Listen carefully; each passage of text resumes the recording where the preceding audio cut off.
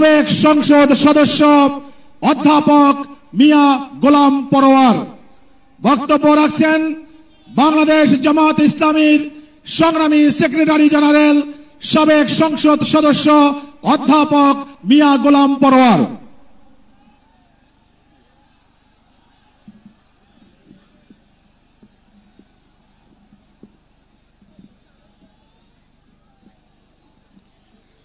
السلام عليكم ورحمة الله وبركاته. الحمد لله رب العالمين، الصلاة والسلام على سيد المرسلين وعلى آله وصحابه أجمعين. ইসলামী আন্দোলন বাংলাদেশের উদ্যোগে আয়োজিত ঐতিহাসিক সোহরাওয়ার্দী উদ্যানে আজকের এই জনসমুদ্রের সংগ্রামী সভাপতি, ইসলামী আন্দোলন বাংলাদেশের সংগ্রামী আমির মুফতি সৈয়দ মোহাম্মদ রেজাউল করিম পীর সাহেব চরমনাই, মঞ্চ উপবিষ্ট জাতীয় নেতৃবৃন্দ, সাংবাদিক বন্ধুগণ, আজকের এই সোহরাওয়ার্দী উদ্যান সহ রাজধানী ঢাকার অলিতে গলিতে উপচে পড়া জনসমুদ্রের সংগ্রামী জনতা এবং প্রিয় দেশবাসী, মহান আল্লাহ তাআলার দরবারে আপনাদের সকলকে নিয়ে আমি আরেকবার স্বস্তির সাথে মহান আল্লাহর শুকরিয়া আদায় করছি। আলহামদুলিল্লাহ। শুকরিয়া এই কারণে, বাংলাদেশের ইতিহাসে, রাজনীতির ইতিহাসে আজকের দিন এক ঐতিহাসিক দিন। কেন ঐতিহাসিক দিন?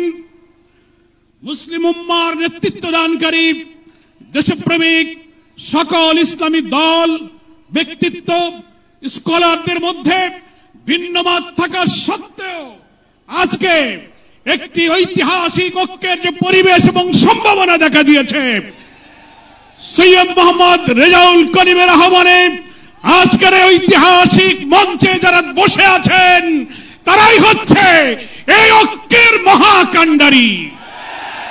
সংগ্রামী ভাইরা আমার, আজকে নেতৃবৃন্দের উপস্থিতি এবং পীর সাহেবের সংগ্রামী ভূমিকায় তিনি আজকে নতুন ইতিহাসের স্রষ্টা হয়ে ইতিহাসে তার নাম স্বর্ণাক্ষরে লেখা থাকবে। সংগ্রামী দেশবাসী ভাইরা, আমি অন্তর্বর্তীকালীন সরকারের প্রধান প্রফেসর ডক্টর মোহাম্মদ ইউনূস আপনাকে বলতে চাই, আপনিও ন্যাশনাল কনসেনসাস কমিশন যেটা হয়েছে তারও আপনি চেয়ারম্যান, তার কো চেয়ারম্যান করা হয়েছে প্রফেসর ডক্টর আলী রিয়াজকে। আর নির্বাচন কমিশনের প্রধানকে আমি বলতে চাই, আজকের এই সমাবেশ থেকে, এই জনসমুদ্র থেকে এই বার্তা যদি আপনারা বুঝতে ভুল করেন, পিওর পদ্ধতি ছাড়া নির্বাচন বাংলার মানুষ গ্রহণ করবে না। আমি প্রধান উপদেষ্টা, নির্বাচন কমিশনার সকলকে বলবো, আপনি জাতির উদ্দেশ্যে নিরপেক্ষ থাকার অঙ্গীকার করেছেন। আপনার অঙ্গীকারের প্রতি আপনি সাবধান থাকবেন।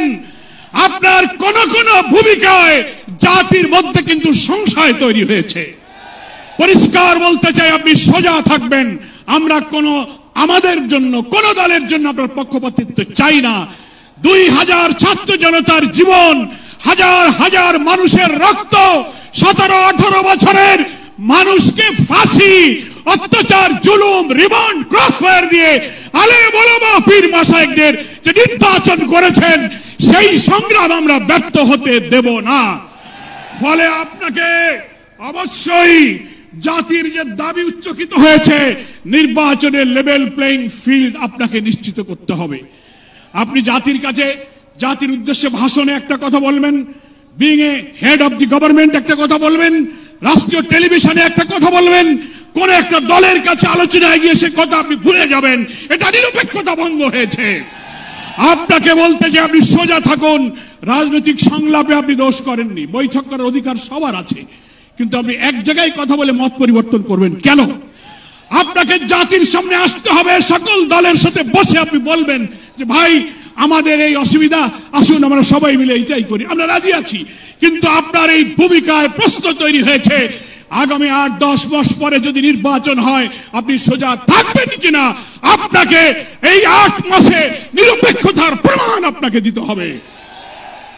আপনাকে নির্বাচনের আগে যে শর্ত, মানবতা বিরোধী গণহত্যাকারীদের বিচার অবশ্যই দ্রুত দৃশ্যমান করতে হবে।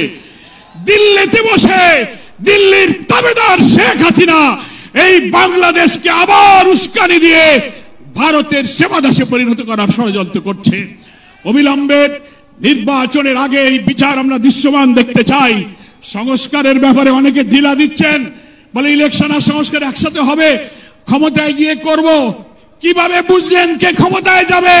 জনগণের ভোট আপনি পান, তারপরে আপনি ক্ষমতায় যাবেন। এই ফ্যাসিবাদী আমলের রাজনৈতিক সাংবিধানিক সরকারের যে কাঠামো তৈরি হয়েছে বাংলাদেশে, এই কাঠামো তছনছ করে দিয়ে নতুন বাংলাদেশের নতুন বন্দোবস্ত কাঠামোর জন্য অবশ্যই মৌলিক সংস্কার প্রয়োজন। এই প্রশাসনিক ব্যবস্থার মধ্যে আমরা নতুন কোন ফ্যাসিবাদ, নতুন কোন হাসিনার আমরা জন্ম দিতে চাই না। এই জন্য সংস্কার আমাদেরকে করতে হবে। আন্দোলনের শহীদ আহত যারা, তাদের চিকিৎসা এবং পুনর্বাসন করতে হবে। প্রবাসী 1,10,00,000 ভোটার, তাদেরকে ভোটাধিকারের ব্যাপারে আপনাকে নিশ্চিত করতে হবে। স্থানীয় সরকার নির্বাচন আগে দিতে হবে। জুলাই সনদ এবং ঘোষণাপত্র অবশ্যই, জুলাই বিপ্লবের বার্ষিকী আমরা 1 তারিখ থেকে 8 আগস্ট পালন করব। এর মধ্যেই জুলাই সনদ এবং জুলাই ঘোষণাপত্র আপনাকে বাস্তবায়ন করতে হবে। সংগ্রামী দেশবাসী, বাংলাদেশ জামাত ইসলামীর সংগ্রামী আমির ডাক্তার শফিকুর রহমান, তিনি পীর সাহেব চরমনাইকে এবং আপনাদের সহ সকল দেশবাসীকে জামাত ইসলামীর পক্ষ থেকে সালাম এবং শুভেচ্ছা জানিয়েছেন। তিনি জাতীয় ঐক্যের জন্য যে ঐতিহাসিক ভূমিকা রেখে চলেছেন, আমি মনে করি চরমনার পীর সাহেব সেই চেষ্টার ক্ষেত্রে একটি গুরুত্বপূর্ণ ঐতিহাসিক উদারতা, অবদান, মহব্বত রেখে ইতিহাসের একটি স্রষ্টা হয়ে তিনি থাকলেন।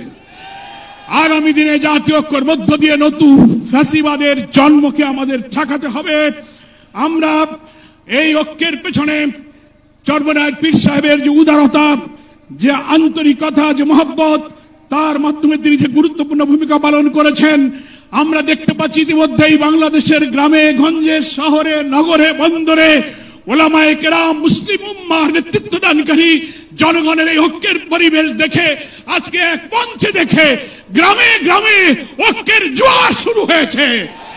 আসুন ভেদাভেদ, ভিন্নমত পরিহার করে মুসলিম জাতি সত্তা মূল্যবোধ রক্ষার জন্য আল্লাহ তাআলার দ্বীনকে পার্লামেন্টে নিয়ে ন্যায় বিচার, সুশাসন, বৈষম্যহীন এক নতুন সমৃদ্ধ মানবিক বাংলাদেশ গড়ার জন্য আমরা ঐক্যবদ্ধ থাকব।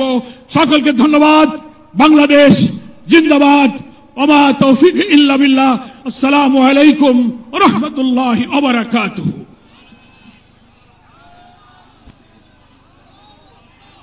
সকলের হাতের হাত পাখা এবং পতাকা